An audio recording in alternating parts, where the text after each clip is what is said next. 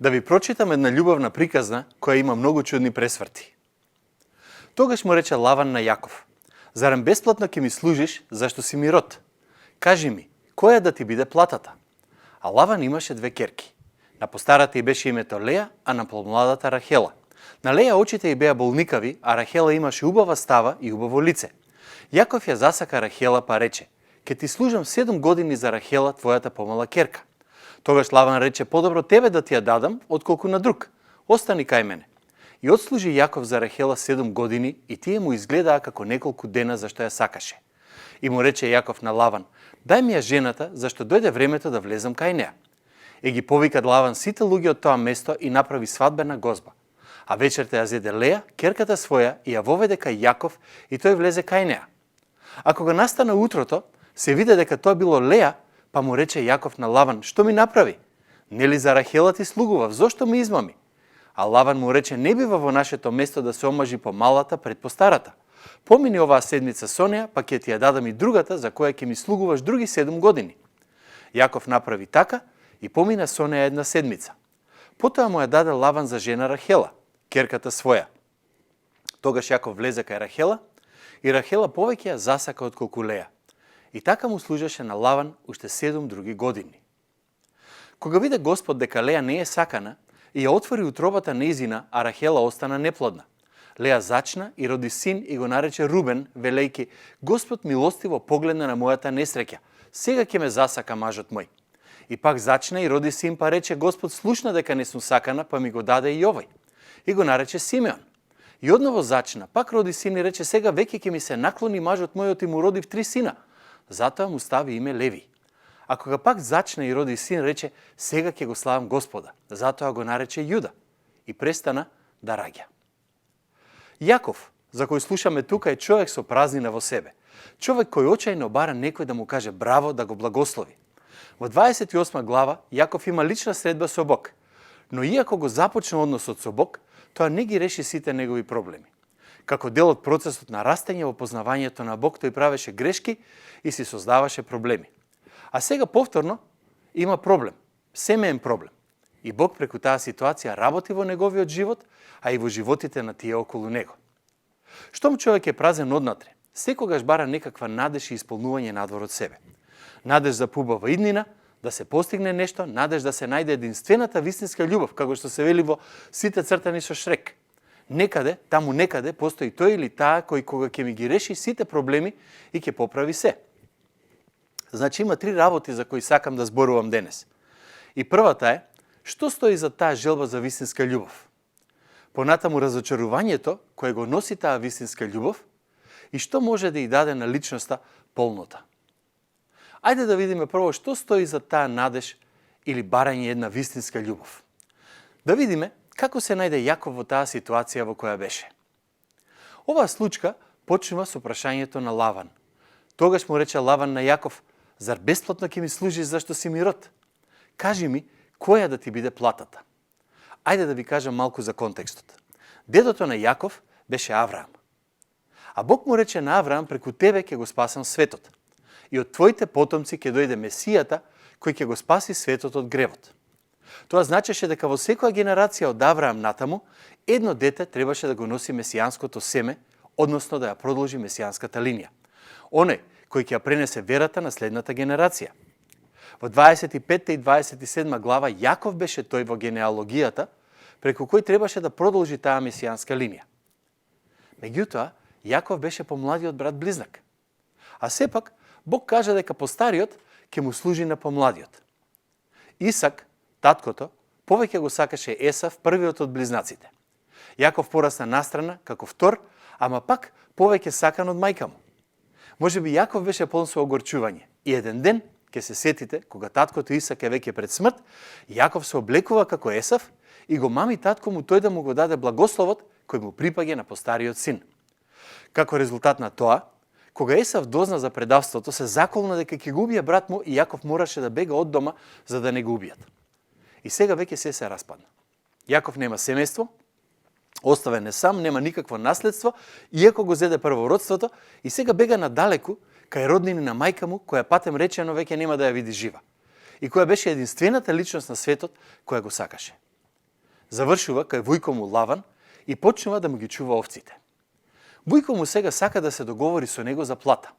Немаш работа, работи за мене, колку бараш. Логично. И во 16 до 18 стих гледаме како Јаков сака да се справи со збрката која ја направи од својот живот. Еве како одговори тој. Вели, ке ти служам 7 години за Рахела, твојата помала керка. Неколку работи за кои читаме во Библијата. Рахела е убава, прекрасна, телесно привлечна. Јаков е заљубен до уши. Од каде го знаеме тоа? Па тој вели, ке работам 7 години за неа.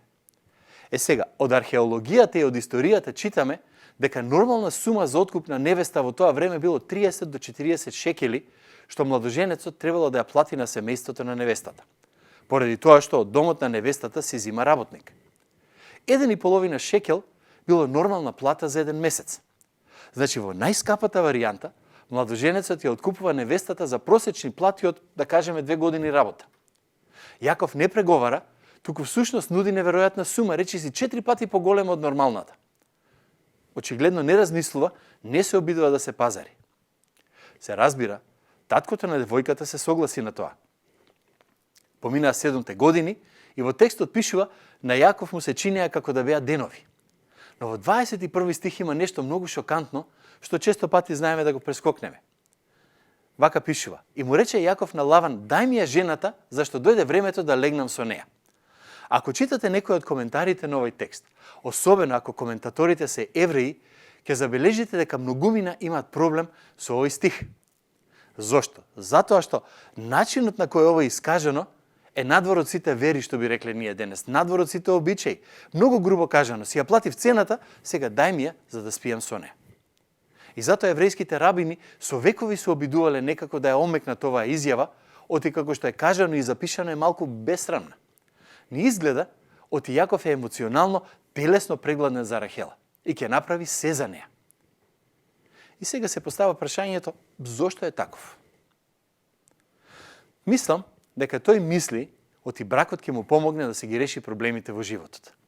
Ја гледа Рахела и можеби си мисли, ги изгубив татко ми, брат ми, благословот, мајка ми, животот ми се распаѓа, ама Рахела сега, најубавата од сите, ако таа ми стане жена, најпосле ќе ми тргне во животот. Таа ќе среди се, па јас и мојот живот ќе добиеме некаква вредност. Можеби и вие познавате такви кои мислат дека бракот е решението за нивните проблеми од минатото. И најчесто тоа не е така. Кога читате во Стариот Завет, или ако можете да ги прашате прадедовците или дедовците за тоа како стапиле во брак, ќе забележите дека она што го нарекуваме романтична љубов речиси да не постоела. Денес така наречената романтична љубов треба да ни го даде тоа што ни фали во нас, онаа духовна компонента што мислиме оти ќе ја добиеме од личноста која ќе побуди во неа романтични чувства. Не велам дека има нешто лошо во романтиката, ама таа сама по себе не ја пополнува празнината. И изгледа дека Јаков се чувствувал и однесувал повеќе како тебе и мене денес, отколку како тие околу него. Оти на крајот на краиштата, дури и за мајка му и татко му читаме дека имаа договорен брак, па малку подоцна во Библијата читаме и таму пишува Исак ја засака Ребека.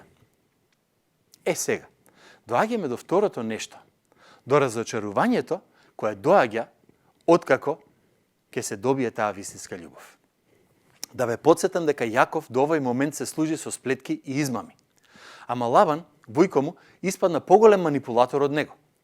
Кога тој сваќа дека Јаков ќе направи се за да ја добие Рахела, смислува план.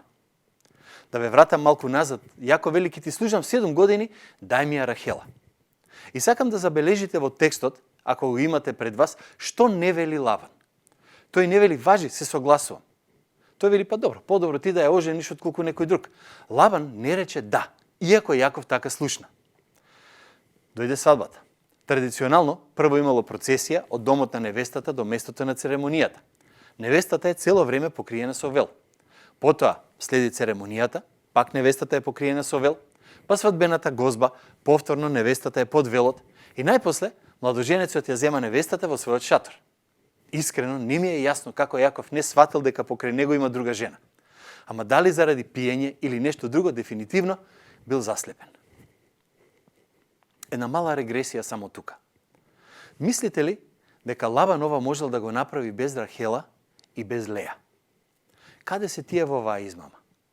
Еден коментатор вели дека Рахела морала да знае за планот на таткој, а можеби дура била и дел од него. Бидејќи можеби сметала дека како и да е, Јаков ќе направи се за да ја добие, а во тој случај, ако некојаш се вратат назад во татковината на Јаков, таа ќе има некој близок до себе. Плюс, сигурно знаела дека со нејзината убавина и попреченоста на Леја немало потреба да се загрижи која повеќе ќе ја сака Јаков. Доаѓа утрото по свадбата. Јаков сваќа дека спиел со Леја по старата сестра. Бесен трча кај Лабан и му вели: "Што ми направи? Нели за Рахела ти слугував? Зошто ми измами?" Сигурен сум дека Лабан имаше однапред смислено како ќе се справи со Јаков. Ама во текстот пак има нешто чудно. Дали забележавте дека Јаков не се буни кој знае колку? Зошто не бара начин да се извади од ситуацијата? Лаван одговара: "Не бива во нашето место да се омажи по младата пред по старата. Помини оваа седмица со неја, па ќе ти ја дадам и другата, за која ќе ми слугуваш уште 7 години." И Јаков направи така. Забележете што вели Лаван уште еднаш. Не бива во нашето место да се омажи по малата пред по старата. И мислам дека во тој момент одеднаш Јаков се почувствува како да го пробода. Зошто ми измами? Тие беа истите зборови што ги кажа татко му. И Јаков свати, Лаван ми го направи мене тоа што јас им го направив на татко ми и на брат ми. Јаков во темница спиеше со жена за која мислеше дека е друга, исто како што неговиот слеп татко во мракот на слепилото го допре него и мислеше дека е друг. Има една еврејска апокривна приказна која оди од прилика вака. Јаков и вели на Леја: "Како не ти беше срам да ми излажеш? Јас викнав во ноќта Рахела, а ти кажа еве ме." А Леја му одговори: "Кога татко ти викна Есав, зарем ти не одговори еве ме?" И во тој миг Јаков свати како е да бидеш манипулиран, излажан и злоупотребен. Но ова немаше влијание само врз неговиот живот, туку и врз животот на Леја. Сега Леја е мажена за Јаков. Раскажувачот ја опишува Рахела како убавица, а Леја во 17 стих ја опишува со слаби очи. Не знаеме што точно е тоа, ама познато е дека очите ја правеа непривлечна. Таа порасна во сенката на убавата сестра и затоа Лаван мораше да најде начин да ја омажи, за да не заглави со девојка која нема можеби да ја сака никој. И можеби си мислеше дека ако не успее некому да му ја даде со измама, готов е. Леја реално во оваа случка е отфрлената, несаканата. Но ако така погледнеме на нештата, ќе испадне реално дека Леја му е посродна душа на Јаков отколку Рахела. Од 31 стих натаму гледаме што прави Леја за да исполни својата потреба пак да биде сакана. За секој син кога ќе се роди, избира по едно име, кое го покажува нејзиниот копнеш по Јаков. Првиот син го нарече Рубен, велејќи: "Господ милостиво погледна на мојата несреќа, сега ќе ме засака мажот мој." Името Рубен доаѓа од коренот гледа. Сега веќе ќе ме забележи, си мисли таа. И пак, вели текстот, зачне и роди син, па рече: "Господ чу дека не сум сакана, па ми го даде и овој." И го нарече Симеон. Коренот на името Симеон доаѓа од зборот слуша. Белки сега и мажот ќе почне да ме слуша, наместо да ме игнорира. И одново зачна, читаме, пак роди син и рече: "Сега веќе ќе ми се наклони мажот мој, оти му родив 3 сина." Затоа му стави име Леви. Коренот од кој доаѓа името Леви значи приврзување. Белки сега најпосле маж ми ќе се приврзе со мене. Му дадов 3 сина, што повеќе можам да направам за да ме сака? Ама реално ништо не се смени. И еве ја сличноста помеѓу Јаков и Леја. Братот на Јаков, Есав, беше саканиот. Што и да направеше Јаков, беше залудно. Рахела беше саканата, што и да направеше Леја, беше залудно. Јаков мисли дека Рахела ќе е љубовта што му недостасува и таа ќе му ја исполни празнината. Леја пак мисли дека синовите ќе се тие кои ќе ја исполнат празнината што ја чувствува заради тоа што не е убавица и заради нив ќе ја засака Јаков. Ако само овој човек ме засака, ќе добиам вредност и важност. Бидејќи единствената личност на која таа и го даде срцето, која требаше да ја исполни, Јаков, е во рацете на жената во чија сенка порасна цел живот, Рахела. И сега гледаме како интервенира Бог. Ама прво да кажам 2-3 збора за тоа како ова се однесува за нас денес. Навистина, ние денес не купуваме и продаваме невести, барем не кај нас, ама не е ли вистина дека убавината и денес продава? Не е ли вистина дека секој од нас ги гледа поинаку тие кои се убави, здрави, спортски градени, отколку на некои кои не изгледаат убаво, кои имаат мана, недостаток, попреченост? Човекот и тогаш и сега е ист. Друго што можеме да научиме е дека во сиот живот, во секој аспект на нашиот живот, колку и да мислиме дека сме успеале, секогаш ќе има нешто кое ќе не разочара. И нема да можеме да живееме исполнет живот ако не го разбереме тоа. Дека овој свет никогаш нема да ги исполни сите наши желби како што ги замислуваме. Јаков мислеше дека води љубов со личноста која беше за него се, со таа што требаше да исполни секоја негова фантазија, секоја негова потреба. Личност која ќе му го среди животот. Ама писателот на Битие или Создавање вели вака: ако го дојде утрото, се виде дека тоа била Леја. Ке кажам нешто повеќе за Леја подоцна, ама сега сакам да кажам дека во се што правиме во животот ќе има Леја. Проект, бизнис, заљубување, брак, семејство, што и да е, ќе дојде утро, кога, како што еден мудар коментатор вели, ќе легнеш вечерта во кревет со Рахела, а ќе се разбудиш утредента со Леја. Сакам пак да го цитирам C.S. Луис и пак ја ве охрабрам да ја прочитате книгата Христијанството.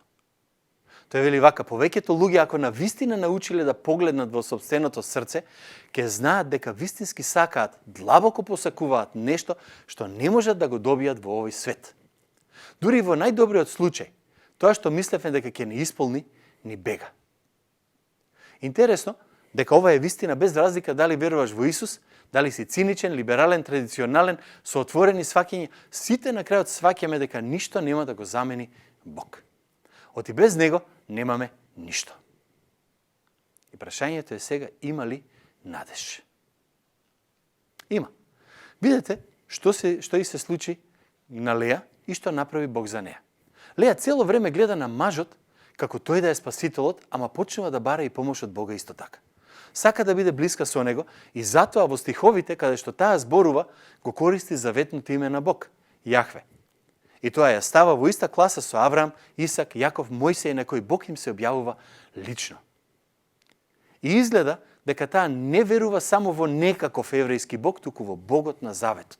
Јахве е Богот на Заветот, Богот кој интервенира во нашиот живот, кој го дал ветувањето дека ќе дојде вистински спасител. И сега гледаме се раѓа четвртото дете. А кога пак зачна пишува и роди син, рече: сега ќе го славам Господа. И затоа го нарече Јуда и престана да раѓа. Зборот Јуда значи слава.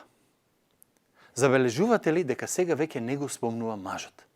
Како Леја да вели: овој пат е поинаку од порано. Овој пат ќе го славам Господа. Пишува тука: престана да раѓа, како да кажа: веќе не ми требаат повеќе деца за да ми дадат вредност, да ме види мажот, да ме чуе мажот, да станам поблиска со мажот. Нејзините најдлабоки желби и потреби веќе не бара да ги исполни маши, туку самиот Господ. И така гледаме таа доби слобода. Но од каде таа промена? Верувам дека таа се случи малку подоцна после раѓањето на Јуда, заради она што Бог го направи за неа. Во Битие 48 глава, малку подоцна, писателот на книгата ни вели дека Јуда, неговото племе, неговите потомци ќе бидат преку оној преку кој ќе дојде царот, преку кој ќе дојде спасителот. Како Бог да погледне од небото на две жени, а едната е прекрасна, другата е презрена. Бог ќе избра таа која е презрената, која е никој и ништо, која не е сакана и вели: ти ќе си прамајката на Исус. Видете што пишува во 31 стих: кога виде Господ дека Леја не е сакана, и ја отвори утробата нејзина, а Рахела остана неплодна. Бог покажа дека ја сака. Тој е единствениот кој можеше да ги исполни потребите и да ја даде спокој. И таа не стана и не знам колку баба на Исус заради тоа што не беше убава, туку затоа што таа е слика на тоа како Бог ќе го спаси светот. Не како силен Бог кој вели: ако сте силни, убави, ќе одите на небото, туку како страдалник кој вели: јас плаќам за тебе и ти давам се што ти треба да имаш исполнет живот. Исус умре за ти и јас да живееме со него за секогаш. Ти и јас треба да признаеме дека сме толку слаби што ни треба спасител да умре за нас. Евангелието спасува не кога сме силни, убави, сакани, туку кога никој не сака, кога никој не сака да не погледне, ама признаваме дека сме такви пред Бог. Што се случува понатаму? Јаков Оној кој не е сакан и кој беше измамник, понатаму во случката се враќа дома како сменет човек, а Леа, која не беше сакана, е со него. Преку нив двајцата доаѓа спасението на светот. Ке се сетите дека, кога Јаков се враќа дома, Рахела умира на породување во Рама.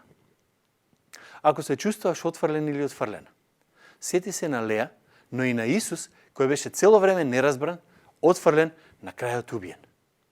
Бог знае како е тоа. И затоа ни дава можност да ја искусиме неговата љубов на начин кој ќе ни даде исполнување и на крајот вечен живот.